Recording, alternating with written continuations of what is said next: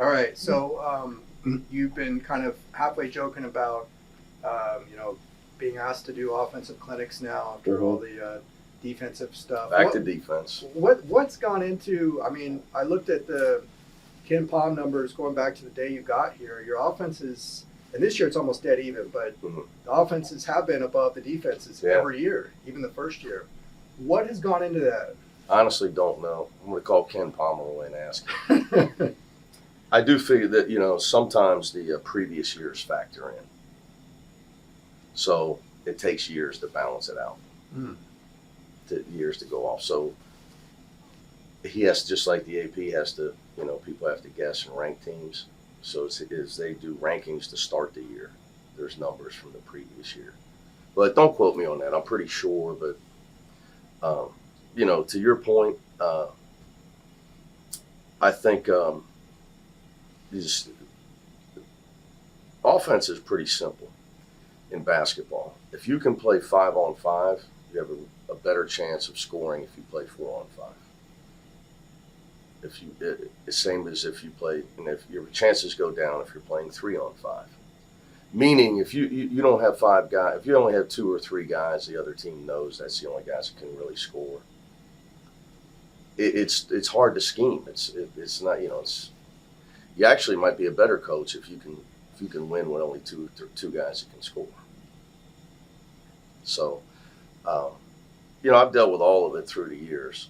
I'll take you back to 20 years ago. My first team, I was at Murray State. Go Racers! We played 5-on-5. We averaged 82 a game, second in the nation in assist and field goal percentage. But we played 5-on-5. So I think that's the key. Talent is the key. So it's there's a lot more to it than just numbers. It said, well, this guy's a defensive guy. That's why I make fun of it, because it would be like me saying I know why Marshalls put certain clothes in what aisle just because I walked in there one day. I mean, just because people watch a game, they think they know, but I understand it is what it is. But with the efficiency, the turnovers have been just off the charts excellent this year. I'm assuming Tiger. Now, we do practice that. Yeah, we're huge on no turnovers. We chart them in practice. We talk about them every day. That would bring the biggest thing that would draw my ire is a turnover. Like we have a saying, who turns the ball over? I make them say it. You're either soft or a bad player. Really good players don't turn the ball over unless they're just being lazy. They're gambling. They're making bad decisions. But when you have the ball, you have to be responsible for the whole team. And it just goes back to, I don't come in here and try to impress you guys talking about analytics, but, like I said, we were doing that stuff. I worked for Bob Huggins in the 90s. I mean, you get more shots off than the other team. I don't have to get admitted to UCLA to tell you we got a better chance. Okay, so if you're plus in rebounding, you're plus in turnovers, you're probably going to be plus in field goal attempts. You're plus in possessions. So you got a better chance to win.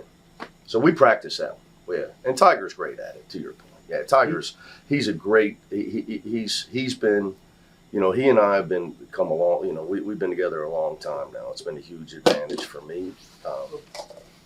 But he is, he's never out of control. It's almost like, if David misses a shot, you're surprised.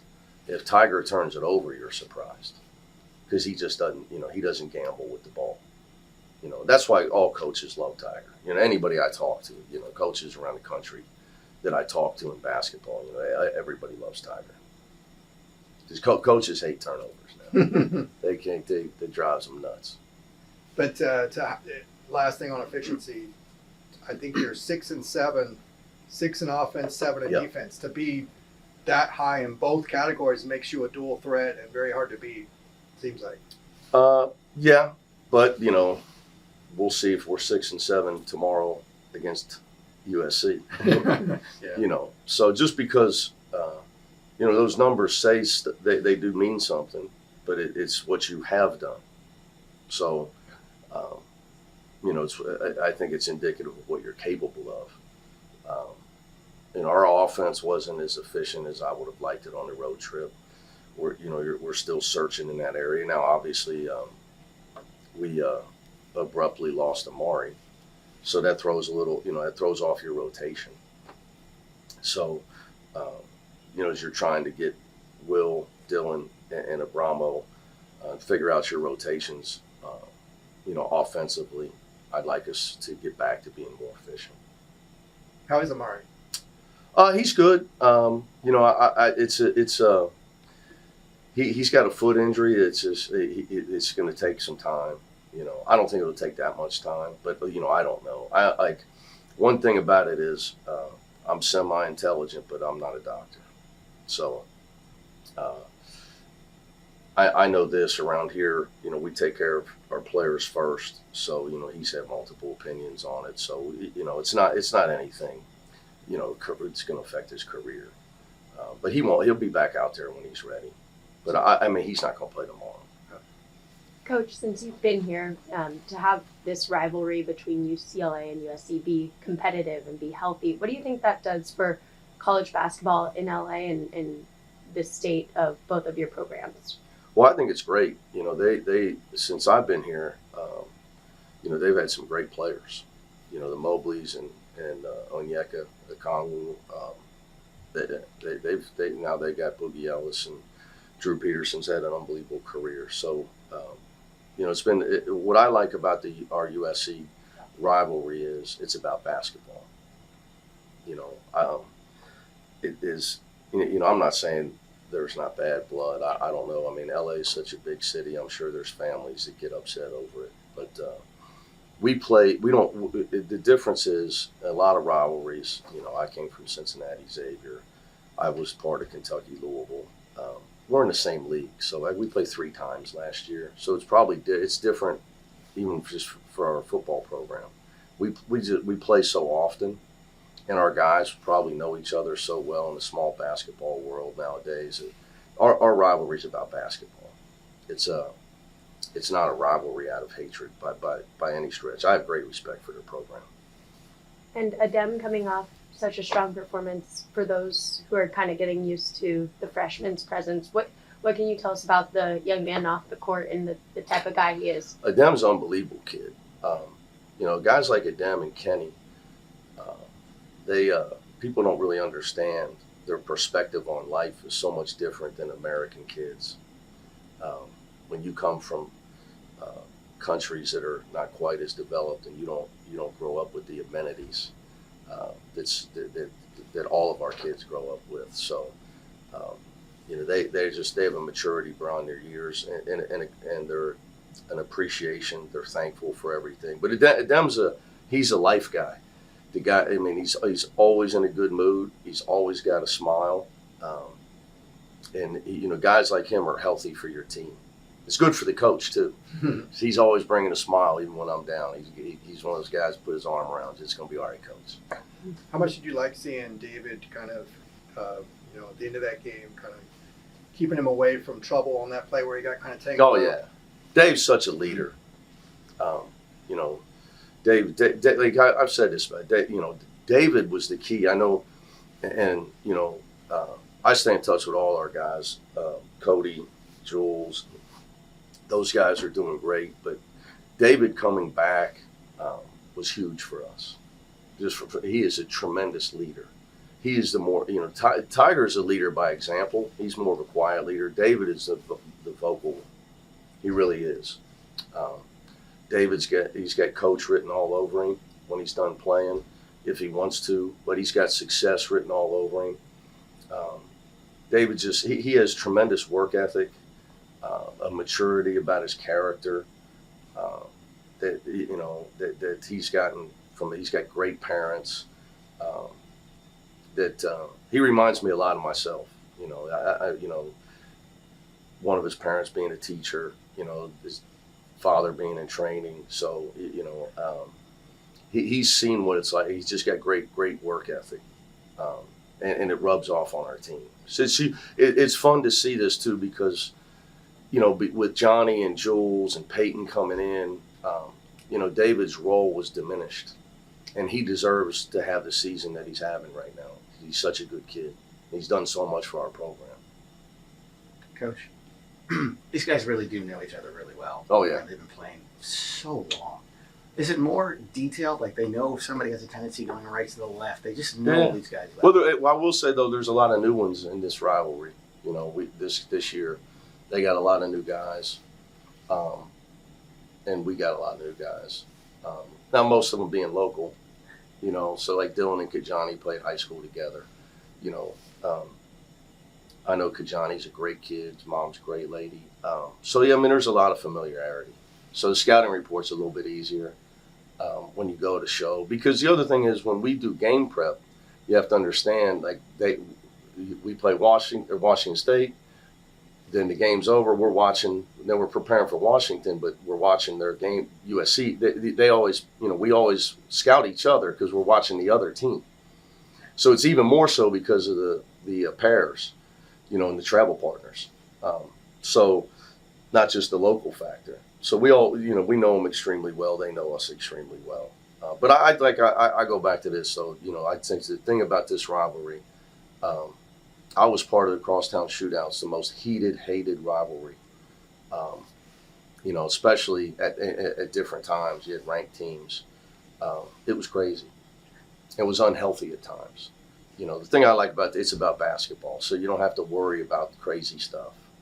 You know, so you can just worry about the game. And we're going to play again and we might play again in Vegas. So, you know, maybe one day you play 4 times, play again in the NCAA tournament.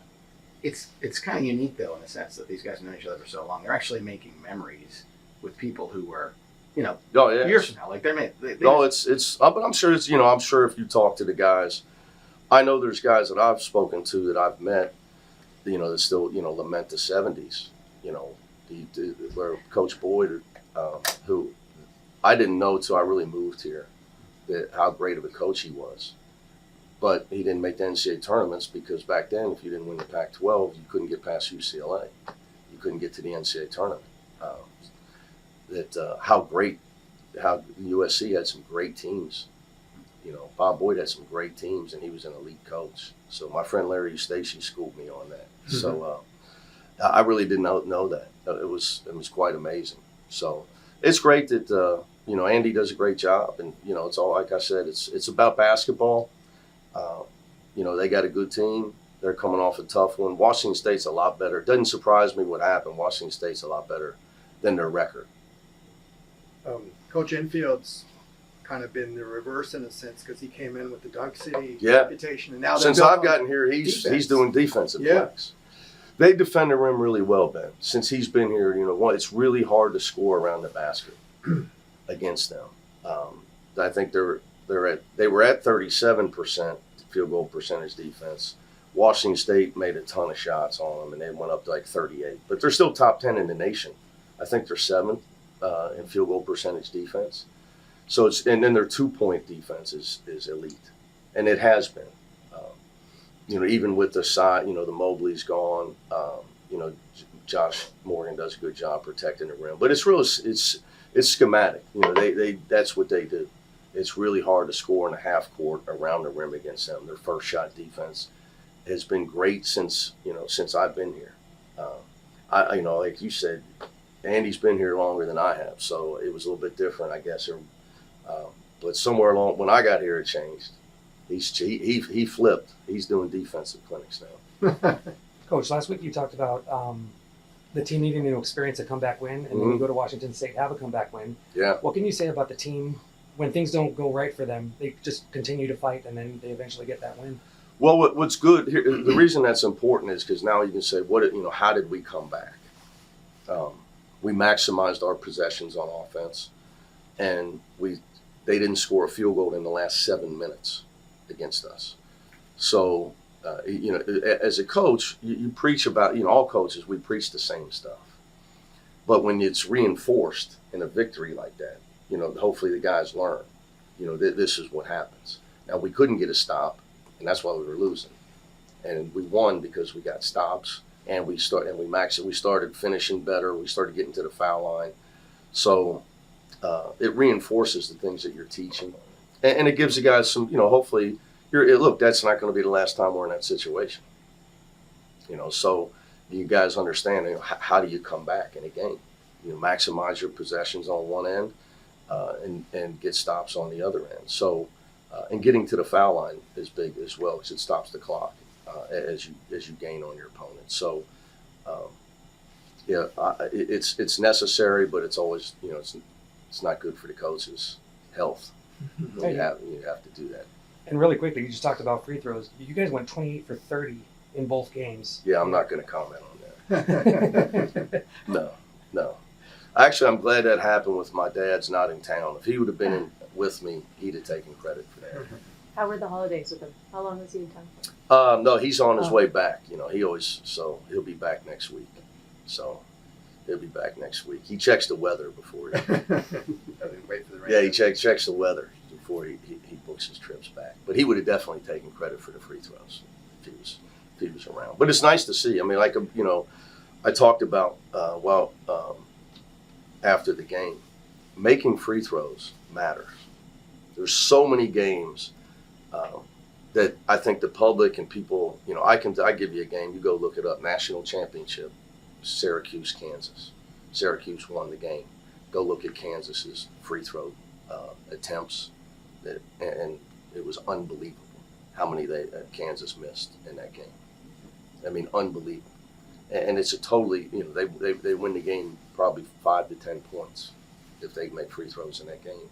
So it matters. It definitely matters. We try not to give up free throws. We're always, I don't know where we're at right now, but we're always top 20 and fewest fouls in the country. I'm a big believer in no free throws. And also, that's how your best players end up on the bench. It's hard to win. Coach. Oh yeah, I was just gonna ask. Being from Cincinnati, the unity that the city showed on Monday night, I guess, what did you see and feel from that community as sports fans? I'll be honest. I've been sick, so I wasn't really up on what was going on. Yeah. But it's just a reminder of how fragile life is, for all these kids,